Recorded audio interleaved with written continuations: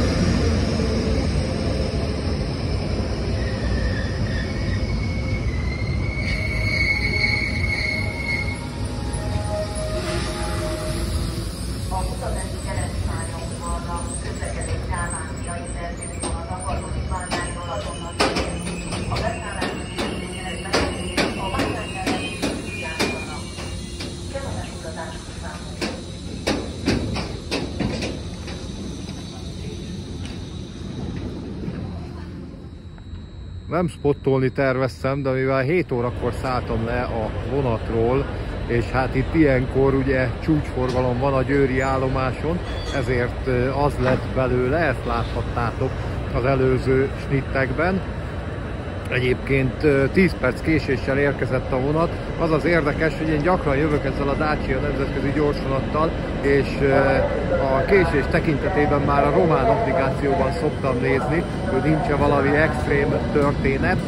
Hát most Romániában végig tűpontosan közlekedett a vonat, és tulajdonképpen a magyar szakaszon szedte össze a 10 perc késést, a keletiből 3 perc késéssel indultunk, és annak ellenére, hogy ütemesen haladtunk, 10 perc késéssel érkeztünk Győrbe, de hát ez a mi menetrendünket nem borítja fel, ez tulajdonképpen be volt kalkulálva, és akkor itt a vasútüzemi terület határánál kezdjük a körbetekintést. Kezdjük is mindjárt Hegyeshalom és Sopron felé nézve. Ugye itt ágazik el a soproni fővonal, a Gyesevnek és a MÁV-nak egy csatlakozó állomása Győr. Ugye Nyugat-Magyarországon már egyre nagyobb szerepet kap a Gyesev, májustól egyre több vonalat át fognak venni, de hát a hagyományos vonaluk az itt a baloldali vágányon kihaladó Győr-Sopron Ebenfurt vonal. Ugye mivel komoly csomópontról van szó, vontatási főnökség, a fűtőház is található az állomáson. És akkor kicsit körbe tekintünk most itt a két átmenő fővágány közötti peronról. Ugye a város körülöleli az állomást, és egyébként az állomásnak, mint említettem, a története is nagyon érdekes, úgyhogy ebben a videóban röviden azzal is fogunk foglalkozni. Egyébként jelen pillanatban egy tulajdonképpen szociál állomásépület, felvételi épület található az állomáson, mely 1950-es évek második felében épült. Egyébként egy nagyon régi állomásról van szó. A vasút 170 évvel ezelőtt, 1855-ben érte el Győrt először Bécs-Bruck felől.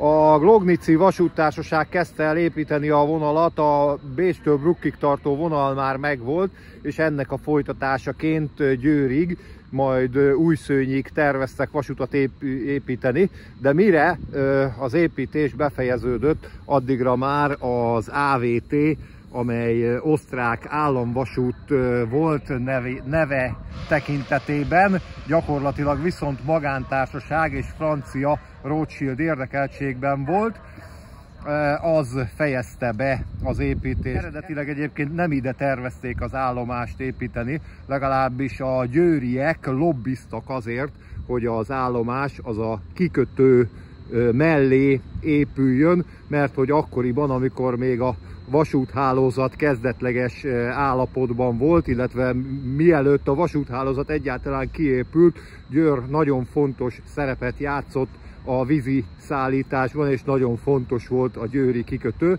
és azt szerették volna a győriek, hogy például a gabonaforgalom a győri kikötőben kerüljön átrakásra a vasútra. Ez valahol meg is valósult, csak nem oda került a vasútállomás, hanem tulajdonképpen iparvágány formájában történt ez az átrakó forgalom.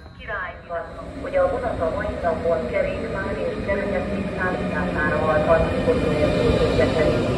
Az okozott kellemetlenségekért megértésüket kérjük.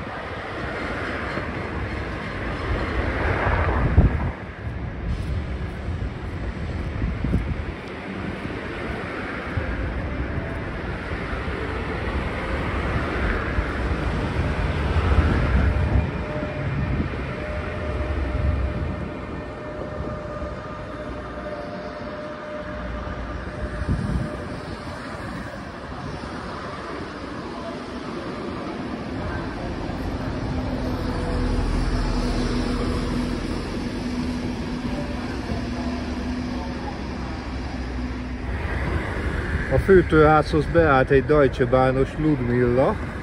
Ha már itt vagyunk, lefotózzuk.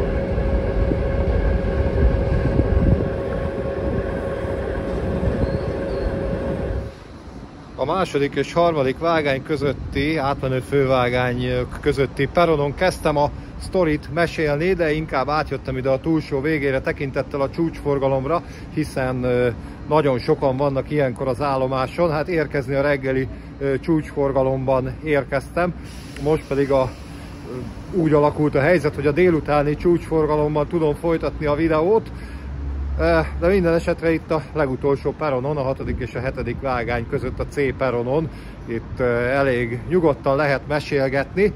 Úgyhogy ott tartottunk, hogy 1855-ben ideért a vasút, aztán sorra épültek ki a különböző vonalak, ugye a Gyesev is elérte, Ebenfurt és Sopron felől az állomás, és aztán kiépült Pápa-Celdömölk felé a vasútvonal, illetve Veszprém felé is, és az újszőnyi vonal, egyébként azt nem mondtam, hogy Újszőny, az ugye a mai néven Komáromot jelenti, a mai magyar oldali Komáromot, régen ezt Újszőnynek hívták, és ugye, ahogy a múltkori körutazós videóban mondtuk, a Komárom az a Duna túlpartján volt, ami ma ugye Szlovákiához tartozik, szóval odáig tartott a vonal, és onnan délnek fordult, Székesfehérvár felé épült ki, és csak később épült meg Buda felé a folytatás, ugyanis akkoriban Bécs és Pest között, akkor még Budapestről eleinte nem beszélhettünk, a Duna bal partján vezetett a vasútvonal, ugye Márheg, Pozsony, Érsekújvár, Párkány-Szob-Vácon át. Az Újszőnye és Buda közötti szakaszt végül az 1880-as évekre építették meg. Ugye Kelenföldön csatlakozott az akkori déli vasúthoz a vonal, és összeköttetés létesült ugye a déli összekötő vasúti hídon át az akkor újonnan megépült keleti pályaudvarra. Így került tulajdonképpen a rövidebbik nyugati összeköttetés a keleti pályaudvarhoz. Az egyre több csatlakozó vasútvonal és az egyre nagyobb forgalom miatt egyébként a 19. században az állomást folyamatosan bővíteni kellett. Egyébként mindig is nagy volt az állomás forgalma, és mindig is kapacitás problémákkal küzdött itt a hosszú évtizedek, sőt már évszázadon túli története során. Ugye, mint mondtuk, 170 éve közlekedik itt Győrben vasút, és hát folyamatosan bővítették. Egyébként egy romantikus stílusú állomásépület volt, és azt az 1890-es években például Pfaff Ferenc tervei között egy neoreneszánsz szárnnyal bővítették. Egyébként a korábbi épületről fellelhetők képek, például a Fortepanon, úgyhogy ebből igyekszem nektek ide bevágni, hogy láthassátok, hogy nézett ki a régi állomás. Egyébként érdekesség, hogy nem csatlakozott jól, nem illeszkedett jól a város szövetébe. Egyébként az állomás, a vasútvonal megépülésekor ez még egy kicsit ilyen külvárosnak számított, és végül a 19. század végén építették ide az állomással szembe a városházát, és hát a két építkezés, ugye a vasútállomás bővítése és a városháza megépítése nem volt összhangban egymással, és a különböző épületszárnyak a város különböző tereivel nem voltak összhangban, és ezt csak sokkal később sikerült orvosolni. De ne szaladjunk ennyire előre, a 19. század végi bővítés után ez tulajdonképpen Magyarországnak az egyik legkorszerűbb vasútállomásává vált. Úgy nevezték akkor ezt a szigetperonos történetet, ami ugye most is található, hogy perontetős szigetperonok vannak, és aluljáron közelíthető meg a peron. Ezt annak idején terasz rendszernek hívták, ma ugye szigetperonnak nevezzük, és már a korai időben, valamikor vagy a 19. század végén, vagy a 20. század elején kiépültek az aluljárok, méghozzá nem is egy, hanem mindjárt 2. Igaz, hogy ma 3 szigetperonja van az állomásnak, akkoriban csak 2 volt, és ez tulajdonképpen egy szűk keresztmetszetet is jelentett, tehát tulajdonképpen 5 személyvonatos vonatfogadó vágány volt, de ezzel szemben viszont nagyon korszerű volt az állomás kialakítása. Egyébként a kezdeti időszakban itt is volt fa utascsarnok, amikor még nem volt ez a szigetperonos rész. Ugye korai időszakban úgy néztek ki a vasútállomások, hogy a felvételi épület előtt volt néhány vágányt átívelő fa utascsarnok, és ott fedett helyen tudtak felszállni az emberek a vonatra. Ez bizonyos tekintetben előnyös volt, viszont ugye a gőzösök sok helyen kigyújtották, felgyújtották gyakran az utascsarnokot. Hát itt ilyet nem jegyeztek fel, vagy ha feljegyezték, akkor nem maradt fent, és hozzám nem jutott el az információ. Minden esetre azt viszonylag korán lebontották, azt a csarnokot, és ugye itt kiépült ez a szigetperonos történet. Egyébként más vasútállomásokon a 19. század végén, 20. század elején tulajdonképpen az volt a divat, hogy egyszerűen a felvételi épület előtt sorakoztak a vágányok, és a talajszintről lehetett megközelíteni a vágányokat, a vonatok között kellett ugye az utasoknak botorkálni. Hát itt ez a terasz kialakítás, ez a szigetperonos dolog, ez tényleg nagyon korszerűnek számított akkor. Itt vár a csörgő indulásra, közben az Intercity jár ki Budapest felé, AKM Taurusszal, és itt már rá is tekinthetünk a felvételi épületre. Ez a felvételi épület, ez már egy újabb annál, mint amiről beszéltünk a többször bővített felvételi épületnél. Tulajdonképpen ennek létrejöttetét sajnálatos események okozták, nevezetesen a II. Világháború, amikor is ugye egyrészt Győr hadiiparának, másrészt a fontos csomópont létének köszönhetően nagyon sok bombázás érte Győrt, és ebből jó néhány a vasútállomást is, majd a visszavonuló német csapatok is elég komoly rombolást okoztak itt az állomás területén, és csak néhány épületrész maradt éppen. Az itt mögöttem látható, illetve most már előttünk látható Baroshidat is felrobbantották például a visszavonuló német csapatok, úgyhogy nagyon nehéz volt a forgalmat újra felvenni, ehhez képest már gyakorlatilag 45 májusában megtörtént ez, és fokozatosan újra birtokba vették az utasok, illetve hát a tehervonatok is az állomást és a vágányokat, de az állomás épület újjáépítése az nagyon sokáig váratott magára, az csak az 50-es években történt meg, és 1958-ban készült el. Itt az épület mögött egyébként láthatjuk a Városházának a tornyát. Itt közben érkezik a csárdás Eurocity, és miközben ez jár be, kicsit késve, mert Almásfüzitőnél baleset van, rátekintünk az állomás épületre, ami ugye az 50-es éveknek megfelelően szociál stílusban épült, de egyébként ez innen a vasút felőli homlokzaton nem annyira látszik. Egyébként 1985-ben megsérült az épület földrengésben, és több, ugye nagyobb része volt kőburkolatú, és akkor ezt a helyreállításnál nem teljes mértékben állították helyre, így vakolt falazat látható. Egyébként majd megnézzük a szociálabb részeit is, de először tekintsünk körbe itt az állomáson. Itt láthatók ezek a kis tornyok. Azt hiszem Viki szokott panaszkodni, egyik kedves nézőm szokott panaszkodni, hogy nincs lift a győri állomáson. Hát dehogy nincs, ugyanis itt, ezekben a tornyokban bizony liftek találhatók. Ezzel egy a bibi, hogy ezt az utasok nem használhatják, mert hogy ezek teherliftek. Egyébként itt volt eredetileg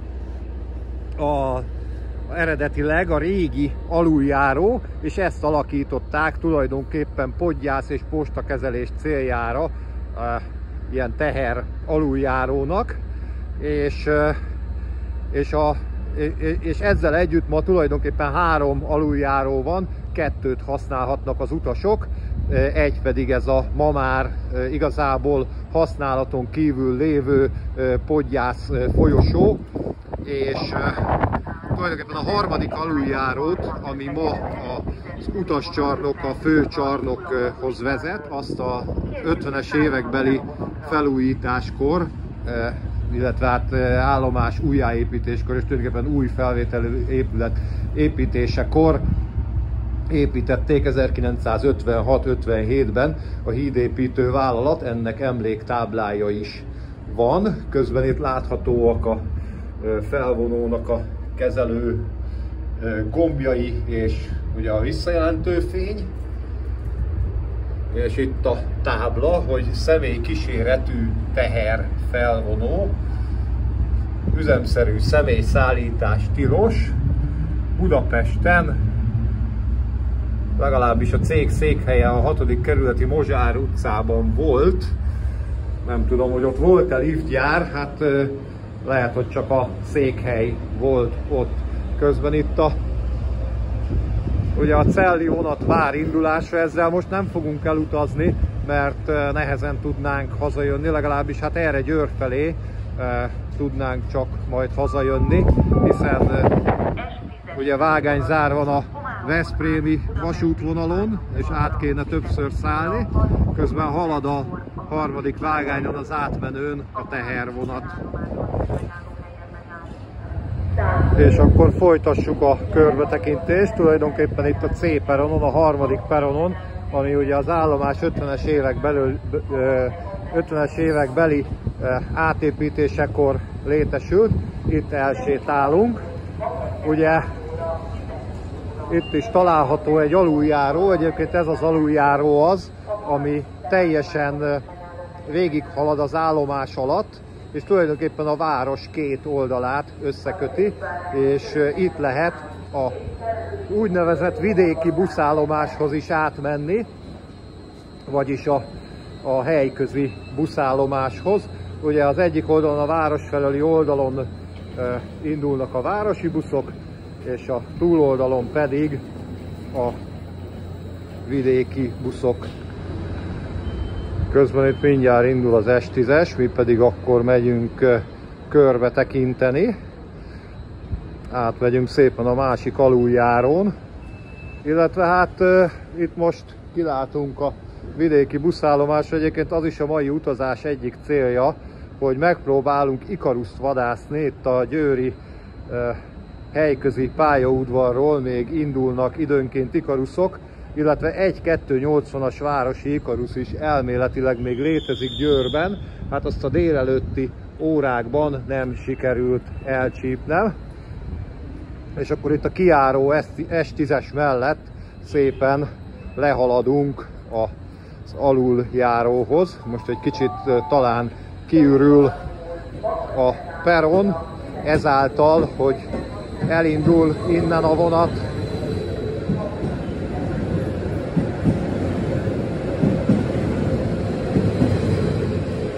Ugye a másik peronnál gyeseves, mi ez? Flört, azt hiszem. És szemben a fűtőháznál pedig egy Ludvilla, egy Deutsche Bahnos Ludvilla, egyébként a UIC kódja szerint román besorolású 53-as. És egyébként itt a Deutsche Bahnnak van itt valami kis székháza szemben, ebben a kis tornyos házban, amit az előbb is láttunk, ott van rajta a Deutsche Bahn embléma. Itt még ez a lapozós indulási tábla van. Nem tudom, hogy milyen típus, a régi fajtát Progotronnak hívták, azt hiszem, ez egy fokkal újabb. Minden esetre már egyre kevesebb helyen van ilyen. És akkor itt lehaladunk az aluljáróhoz.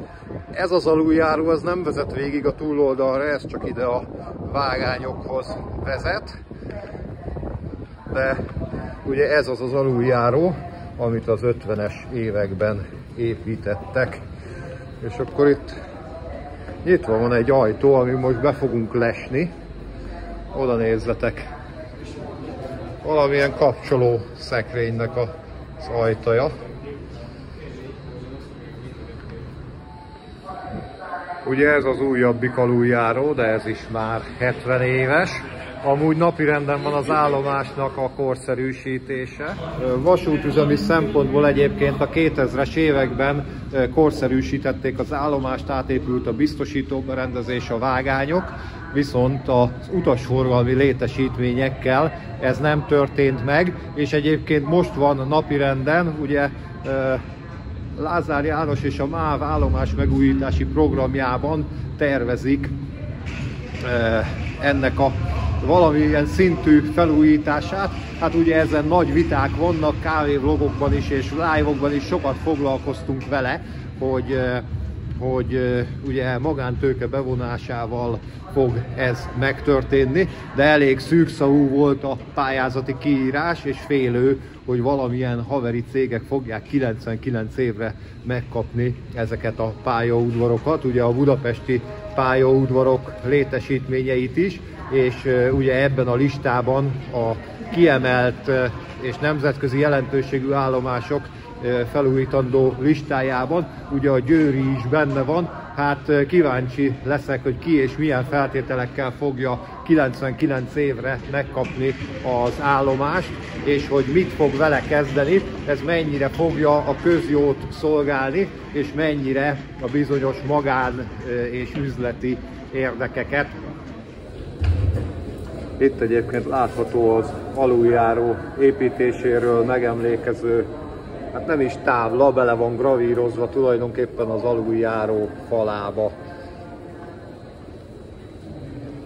És ilyenkor délután nehéz olyan időpontot kifogni, amikor nincs tömeg itt az állomáson és az aluljáróban. Egyébként idefelé a vonaton átolvastam a pályázati kiírást, fenn van még a MÁV honlapján ezekre az állomás megújítási programok különböző részeire, és tényleg nagyon szűkszavú, és vannak benne furcsa dolgok.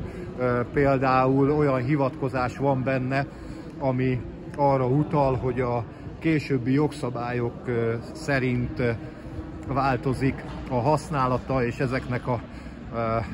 ezeknek a használati lehetősége, és így kell ugye a cégeknek pályázni. Hát valószínű, hogy csak benfentes cégek fognak tudni így pályázni, illetve hát nem fognak, mert hogy a pályázati határidő az már lejárt ugye január végén, összesen 2 hónap volt rá, és állítólag február végén fogják az első eredményeket kihirdetni, hát én nagyon kíváncsi leszek rá. Egyébként van egy ilyen gyanúm, de ti is tehettek tippeket itt a komment szekcióban. Van egy olyan gyanúm, hogy Tiborcs vagy Mészáros cégei a nyertesek között lesznek bizonyos pályaudvaros projekteknél.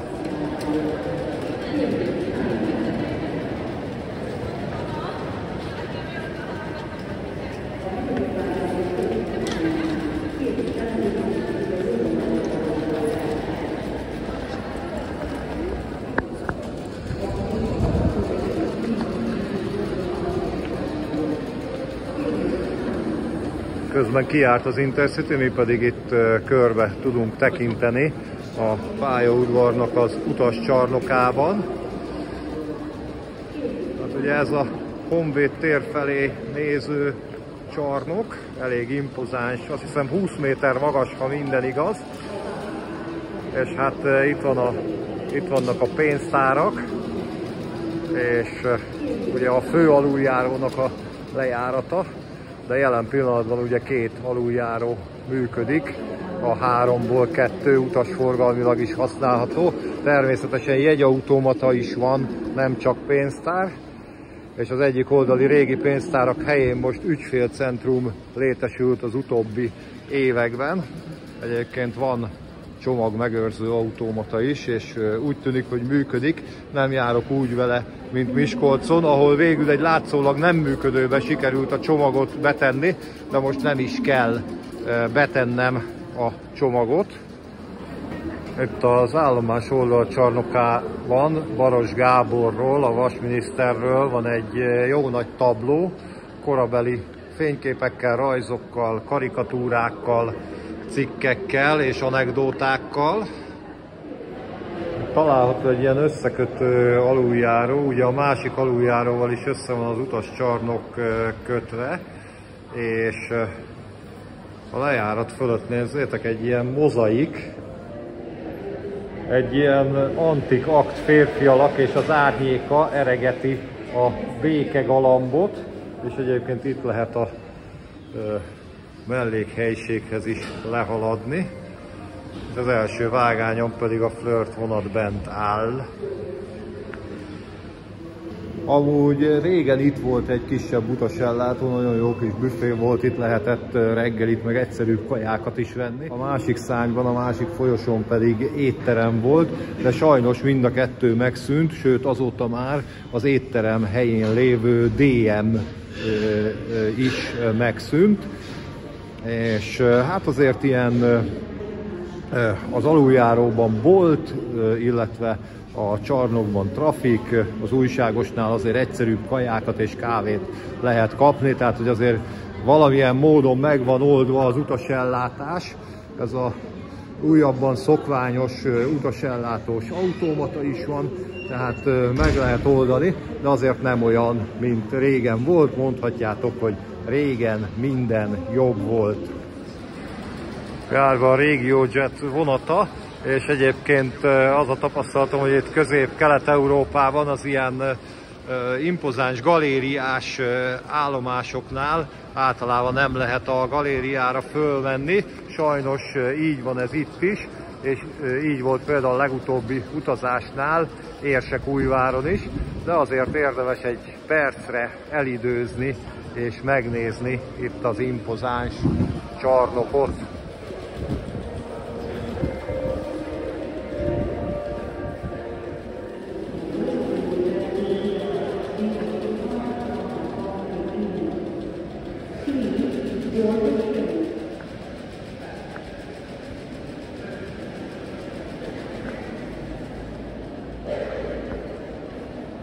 Egyébként nagyon hangulatos itt a csarnok, ilyen növényekkel is be van, vagy ki van díszítve.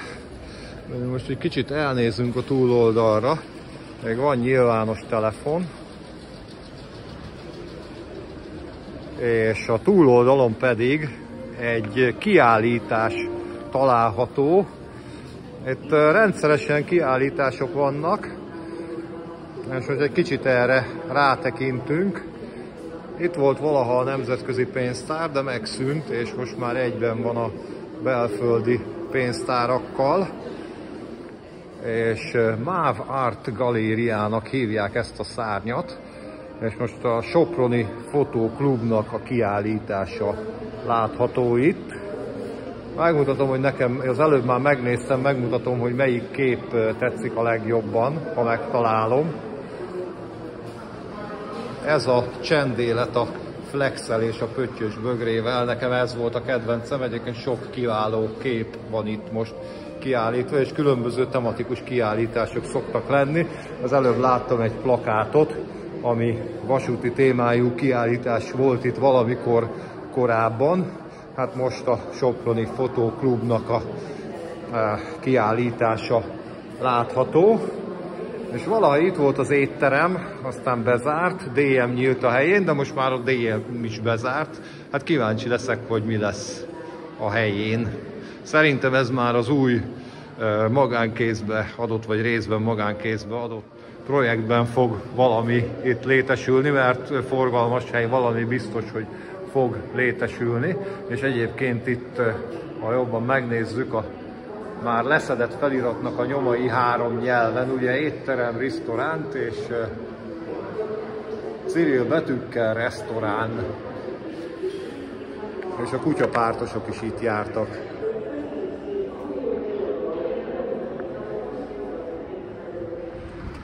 És akkor nézzük meg kívülről is az utca felől az állomás épületet, a felvételi épületet. Ugye itt érhető tetten leginkább a szociál mióta az épületnek. Itt ugye egy ilyen szociál dombormű található, nagy oszlopos bejárattal, és egyébként nem csak rossz dolgok épültek a szocializmus idején, hiszen a korábban említett város szövetéhez nem szervesen alkalmazkodó régi állomásépület problémáját tulajdonképpen akkor állították helyre, és most a felvételi épület fő utascsarnoka az tulajdonképpen a Honvéd tér tengelyével szemben található. Itt, ha kicsit megfordulunk, akkor ez tulajdonképpen látható is. És tulajdonképpen a másik fő bejárata a Fájóparknak, ami egy kisebb bejárat, az pedig a Városházával van egy vonalban, úgyhogy az 50-es évekbeli átépítés, vagy újjáépítés, vagy új épületépítés állította helyre, vagyis hát hozta létre tulajdonképpen a várossal való szerves kapcsolatot. És rosszul mondtam, a másik kijárat nem a Városházával szemben, hanem a Városháza mellett nyíló úttal van szemben. Itt lehet lángost kapni. Itt található gazdagon díszített neobarokk városháza, közben ott fordul a városi busz, és a városházával szemben egyébként a posta épületszárnya van, az innen nem olyan jól látszik, és hogy máshogy hívhatnák az állomással szemközti szállodát, mint hogy Szárnyas Kerék Hotel.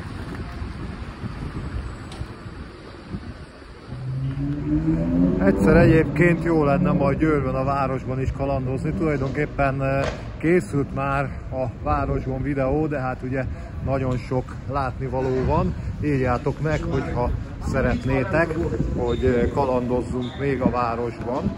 Most én elmegyek ikaruszokra vadászni. Lemegyek itt a másik aluljárón, ami ugye a vidéki buszpályaudvarhoz átvezet.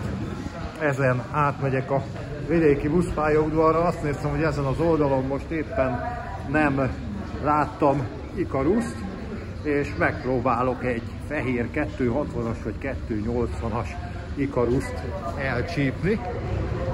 A másik aluljáró ugye kővel burkolt aluljáró volt, tulajdonképpen úgy, mint itt a feljárat. Ez viszont egy ilyen vakolt aluljáró, ez ugye a régi aluljáró, ami hát több mint 100 éves. Egyébként a pontos építési időpontja a forrásainkban nem volt benne, hogy a Pap Ferenc általi átépítéskor vagy bővítéskor épült-e, vagy valamivel utána. Minden esetre mi most itt kihaladunk az aluljáró,ból, még majd itt is körbe fogunk egy pillanatra tekinteni, itt a vasútállomás és a vidéki buszpályaudvar között, és utána fogom a videót lezárni. Felmegyünk itt a lépcsőn. Itt is van utastájékoztató tábla, tehát ha valaki a busszal érkezik, akkor tudja nézni, hogy honnan indul a vonat. Nem kell átmenni a túloldalra vagy az utascsarnokba. És akkor körbe tekintünk, az a fedett, az a pavilon, az a aluljárónak a kijárata, szemközt látható a vasútállomás mögötte a városháza tornya. És ha itt megfordulunk, akkor sok-sok kocsiállás, sok-sok autóbusz. Ikaruszt most nem látok bent állni, hát remélem, hogy sikeres lesz az ikarusz vadászatom. Egy kicsit ez a körbetekintőzés most elhúzódott. És ott a Baroshíd lejárata előtt a büfé, amit egyszerűen úgy hívnak, hogy vidéki büfé, vagy a buszállomás után nevezték el. És ezzel én meg is köszönöm a figyelmeteket, nagyon szépen köszönöm, hogy velem tartottatok, remélem, hogy tetszett ez a videó, ha igen, akkor adjatok ennek hangot, akár egy like formájában, akár megírhatjátok a véleményeteket a komment szekcióban, és ha nagyon tetszett a videó, akkor támogassátok a csatornát a leírásban lévő linkek segítségével, Revoluton, PayPal-on, vagy a YouTube-on keresztül szuper köszönet formájában. Én Rikári voltam Győrből, köszönöm, hogy velem tartottatok, tartsatok velem legközelebb is, sziasztok! Tschüss!